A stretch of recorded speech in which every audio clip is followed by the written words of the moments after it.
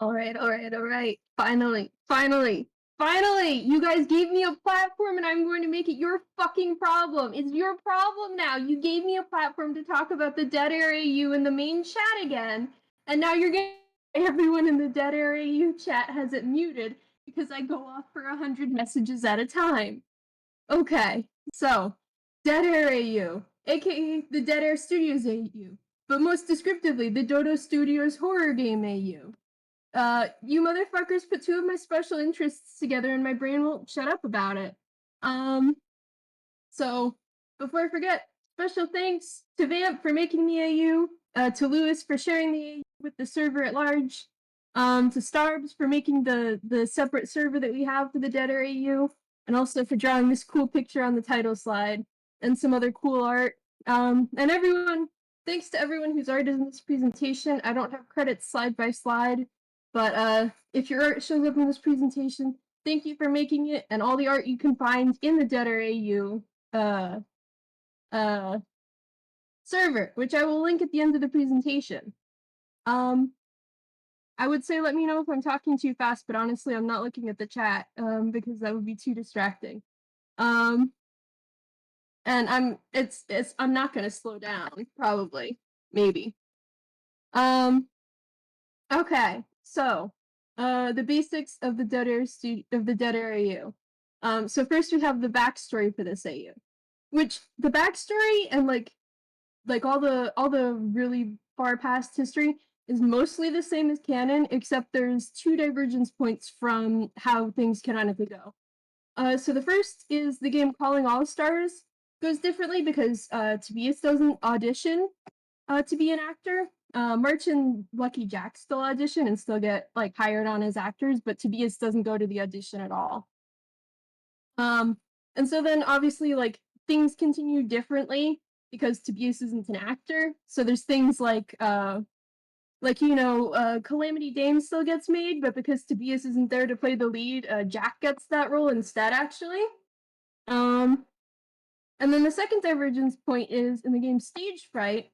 When Dora Z finds out about, Calamity Dame being the most popular musical, she, instead of just like going on a temper tantrum about it, actually does manage to break her way out of prison and then break into Dodo Studios and then curses everyone in the studio at that time. And at the time she lays the curse, not everyone is actually in the studio, but she's not fucking thinking because she's a dumb bitch. So that's how not everyone gets cursed, but like a lot of people do get cursed. So Marcel, Bob, and Rhode in particular are fine because they weren't actually at the studio at the time that Dora was cursing people. So they're fine. Everybody else is fucked.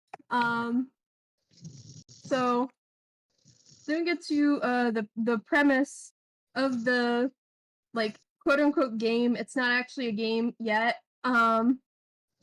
We'll get to that. So at the beginning of the main plot,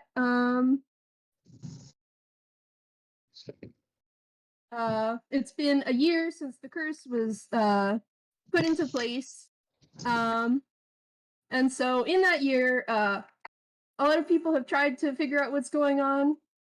Oh yeah, so like when the curse was first like placed, it's basically just Dodo Studios shut down production out of nowhere, and all the people that were in the building were declared missing, and no one knows what the fuck went on. So a lot of people have been trying to figure that out. Marcel in particular has tried to go back to the studio a couple times, but the door is always locked, so he can't get in.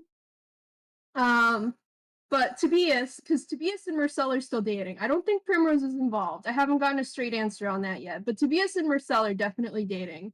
And Tobias has heard Marcel like talking about the studio. And he gets curious, and so like a year after the curse is laid, he decides to try looking around the studio himself, and he finds that the door is not locked.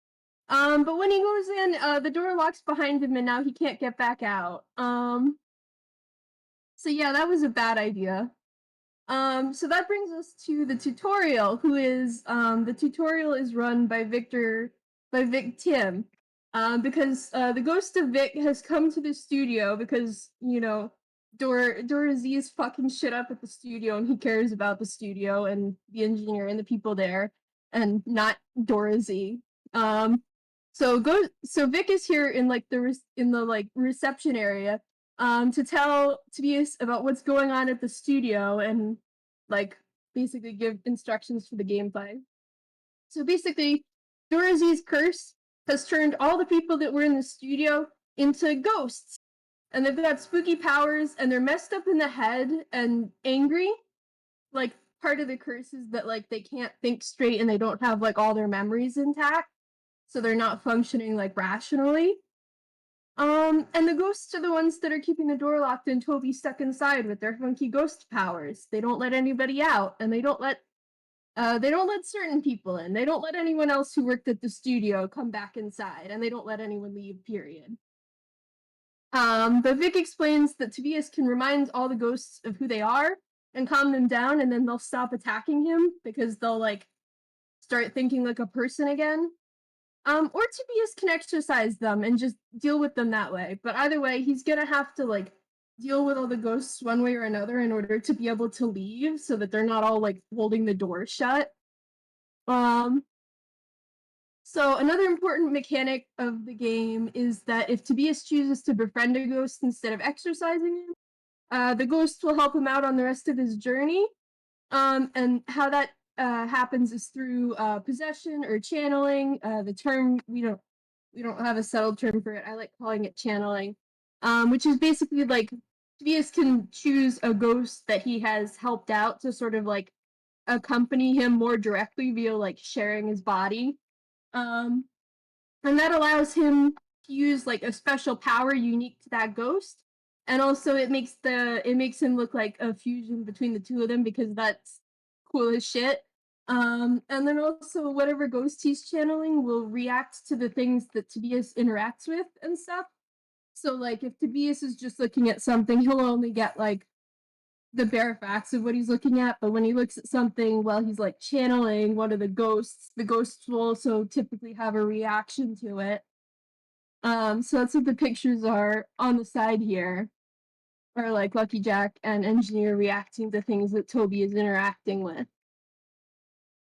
Um, so that's the basics. So now we get into some of the characters and how they're represented in the Seiyu.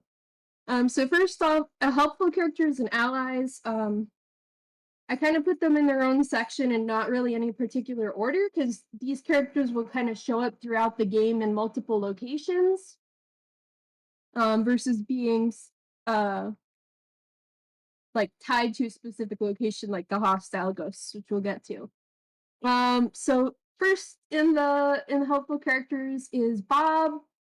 So about a month before the events of the game, Bob, Rad, and Tally all managed to get into the studio not through the door because it's locked, but they were able to fit in through the vents.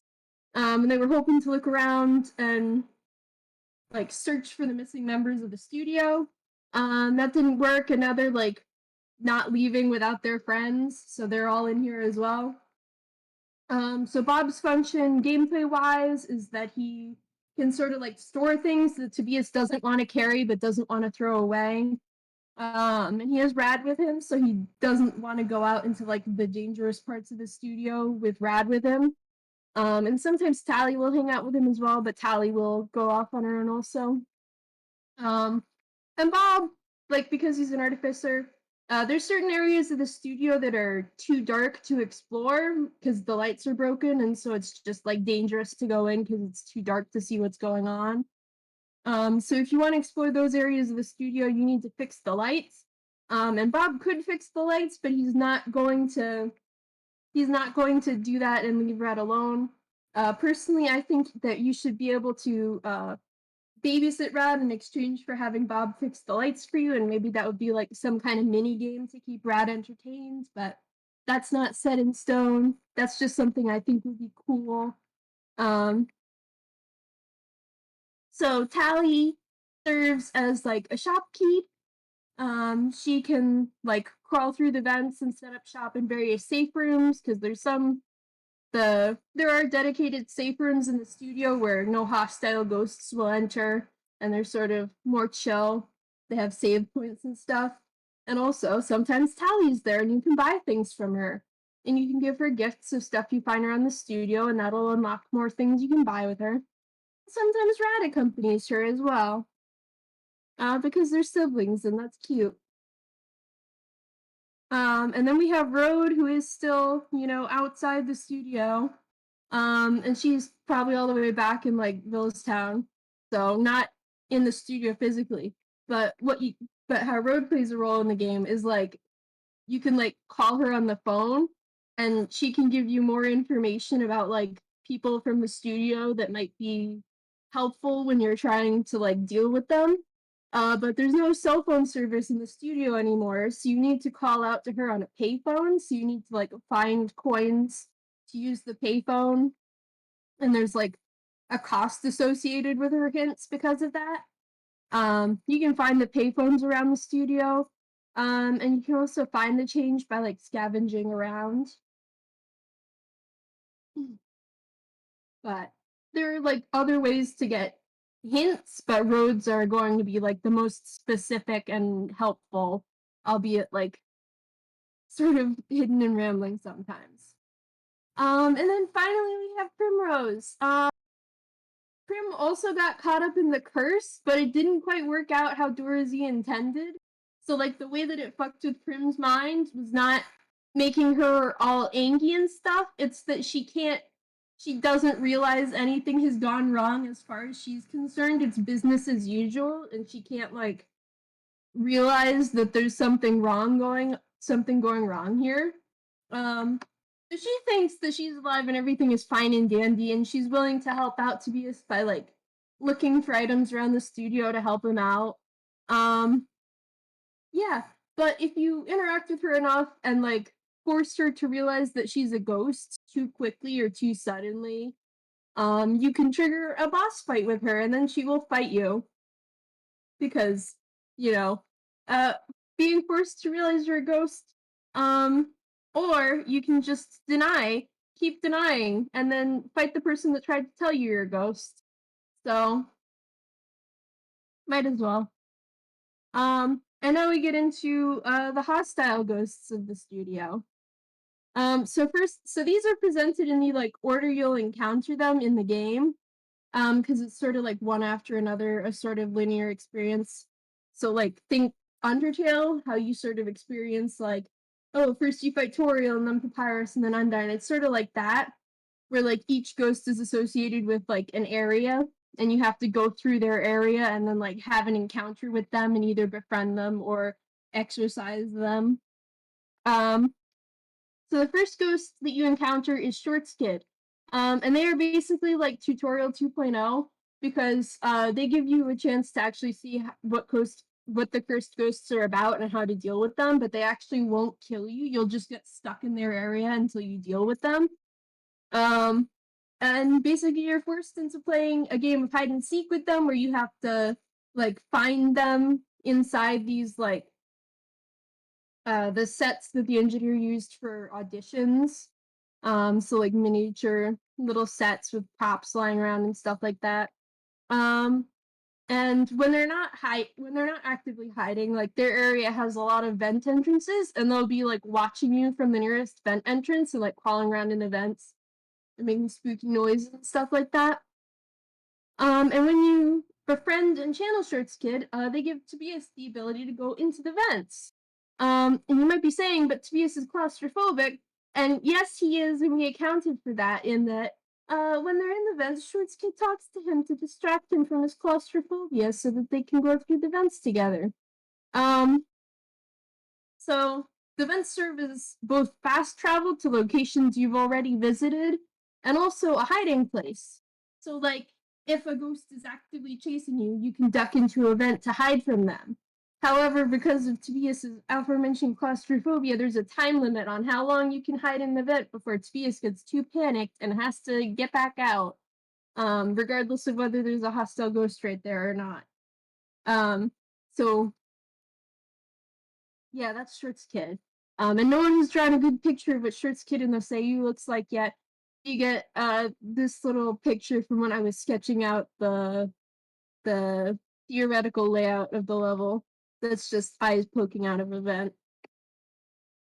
So the second ghost you encounter is March. I've not pulled out his thing as much yet because his level is mostly just platforming like puzzles and stuff like that. And March's whole area is covered in these vines that you got to avoid touching because they'll either kill you or like summon March, who will then kill you. Um, and he looks very spooky. His head's like covered in a shadow, with like one eye visible. You can see Star's art in the corner. He's like spooky boy. And one of the ways that you can bring him back to his senses and like befriend him is to make a phone call out and let him talk to Hugh again. And that's very cute and sweet. Um, so then we have Jack, and Jack has kind of like taken over the dressing rooms, the green rooms, and he's running a bunch of mini games out of those. So like each person's dressing room has a different like mini game into it. Um, and then once you beat the game, you get to see like the actual dressing room. Um, Before that, it's like cloaked in illusions and like whatever game it is. Um, so Jack is not like as like mindlessly angry as like March is, for example. So there's more of a like puzzle and game aspect to this than just like pure survival horror. And then once you've like completed all the mini games in each of the dressing rooms, then you get your final confrontation with Jack in like the hallway itself. And then the next ghost is Snailien. But we don't really have a lot for Snailien yet because how do you make such a precious little bean scary? Currently our only thought is that Gregory is with her because Gregory would possibly be a lot easier to make spooky scary. And maybe like she's riding on Gregory and Gregory chases you around. And probably they're out at like the train station, so like part of the area you can explore would be Willow. Um, but none of this is set in stone yet. This is just my thoughts, mostly that no one has told me no to yet. Um, but the one thing everyone liked is that part of Snailien's area is a little blanket fort side room where you can find a lot of like cute and heart wrenching little signs of like Snailien and Schwartz Kid hanging out and playing there. So the one thing we do know for Snailien is that once you befriend her, channeling her gives you the ability to fix broken lights and light up those dark areas of the studio. Um, so then we have Charlie. Charlie is sort of similar to Jack in that he's got his area is like a hallway with a bunch of side rooms, and you have to tackle all the side rooms to like move on. But he's in the staff offices, and like in each of these offices, he's going by like a different alias and using a different disguise, and he'll send you on a different like fetch quest or side quest and have a different reason for like why he needs XYZ thing. Um, he hasn't set up in Bob's office, but you know, the other offices Charlie is like operating out of, and you have to fetch him all the things he asks for. Although he has sort of like vague standards for what he's looking for. So you can instead of getting exactly what he's looking for, you could get something that's like sentimental and meaningful towards him instead of just like whatever random item. And then when he takes the things, that's how you sort of befriend him and like force him to remember, you know, his life and the good stuff. We're still not entirely certain like what stuff he's asking for or exactly why.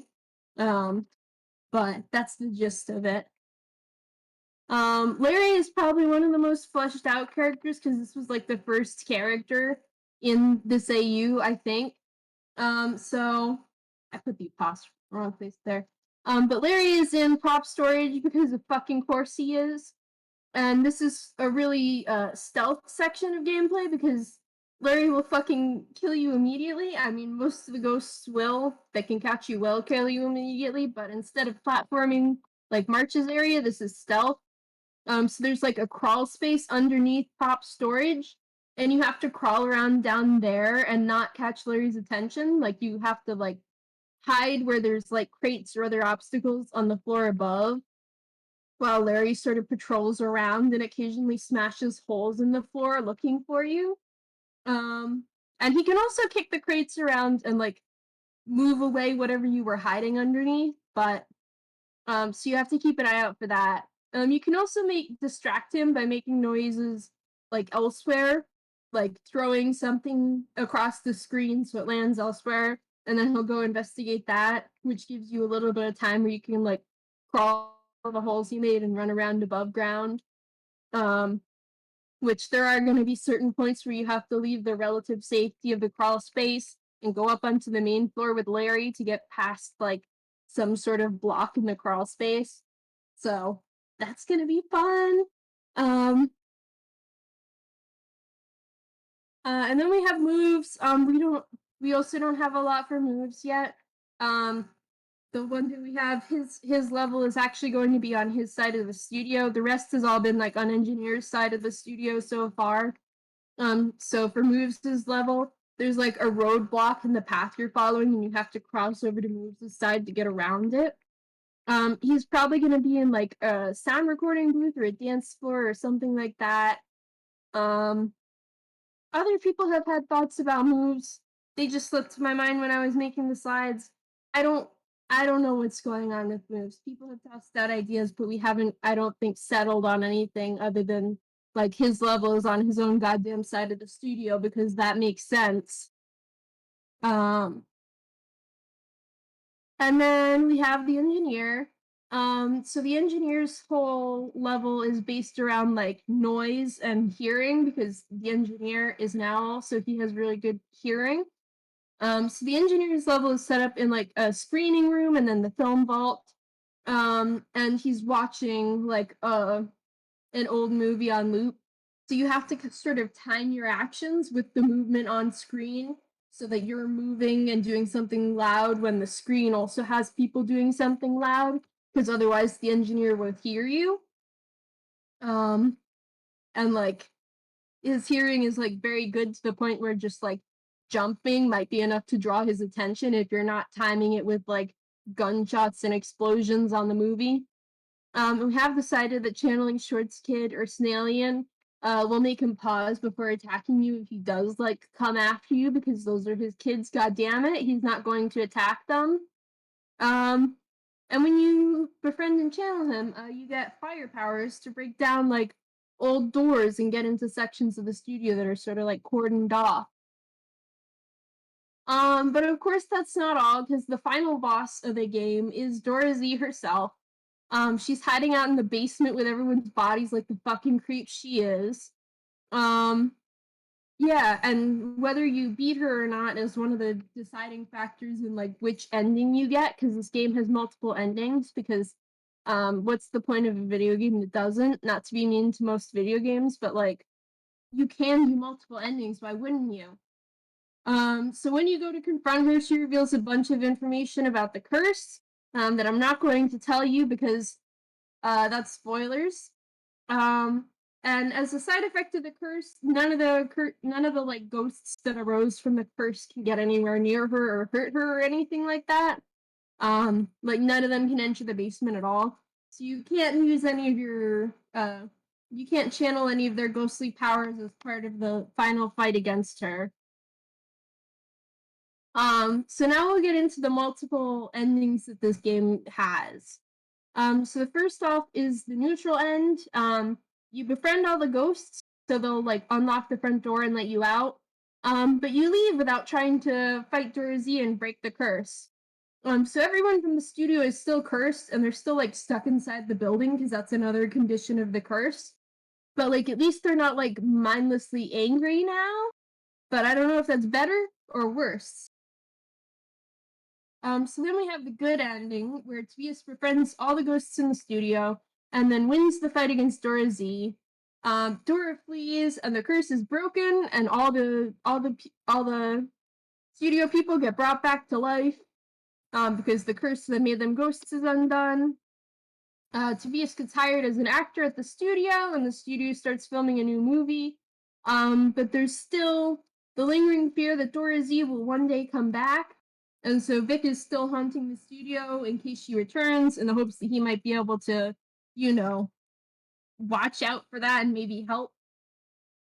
which sort of leads into the true ending, which all the ghosts that arose from the curse are prevented from entering the basement with you. But Vic isn't a cursed ghost. He was just killed in the same way as in Taffy Train, so not by the curse. So he doesn't have that restriction to not enter the basement.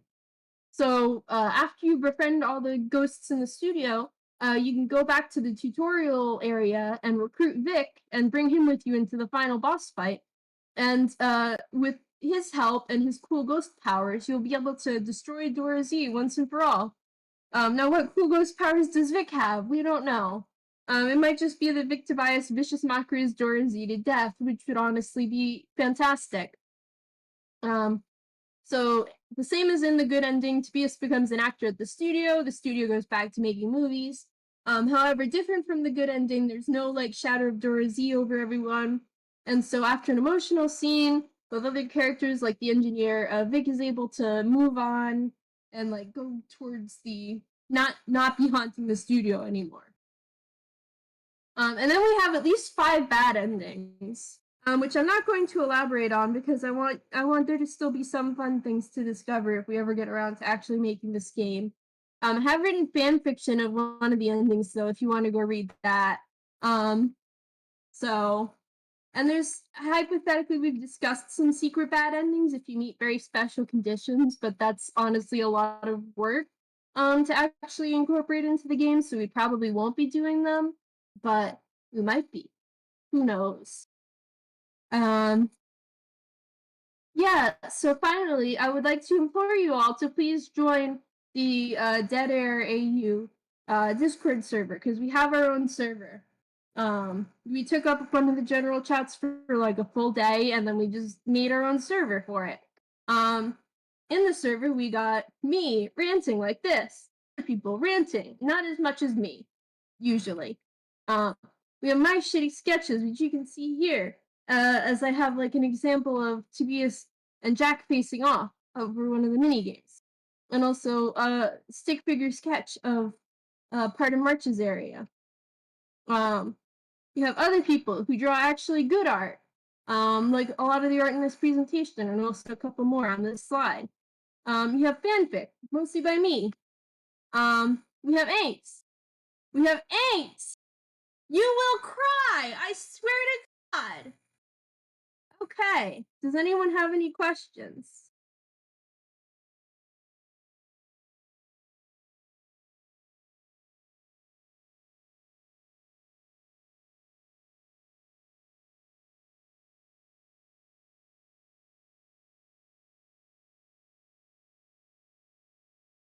Why am I so amazing at this? It's the brain rot. It's the brain rot. This has become hyperfix. This has become special interest. Why do you think my art is bad? This is. Look at this. Tobias doesn't even have. There's not a thought in that head. He looks like he has rooster thing on the top.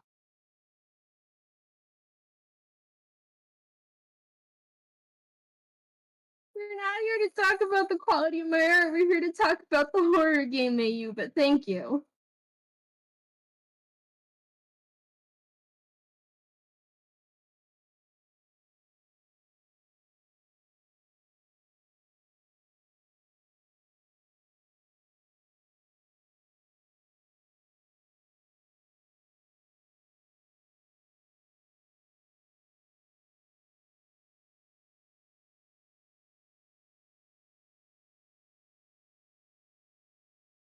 I think that is like a good sign to stop recording, unless anyone has any actual questions.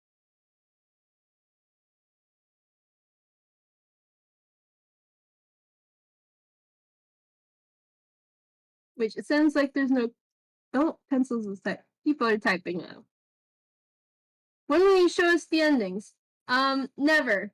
To expound, when the game gets made, because we do want to make this an actual video game. It's just not happening anytime soon. Or if you join the Discord server, I didn't pull this up ahead of time. I should have. If you join the Discord server we have, we have a fucking document. We have this 13-page plus and growing document for all our decisions that includes stuff like the lore and more details about the curse and more details about things like safe rooms and using vents for fast travel and checkpoints, and here's all the endings with the description of how to get them and what they involve. So join the server if you want to see all that stuff before the game gets made. I'm about to send the link.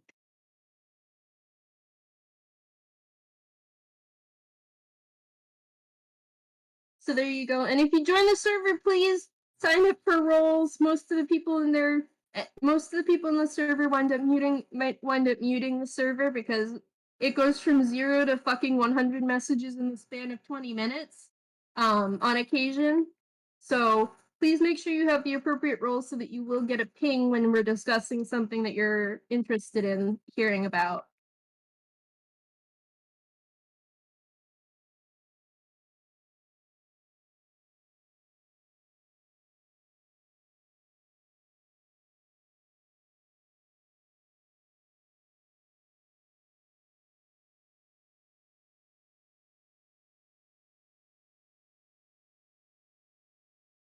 Oh shoot, right, I forgot it was going on YouTube.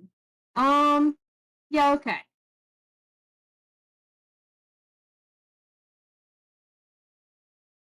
All right. I think we might be good to stop recording.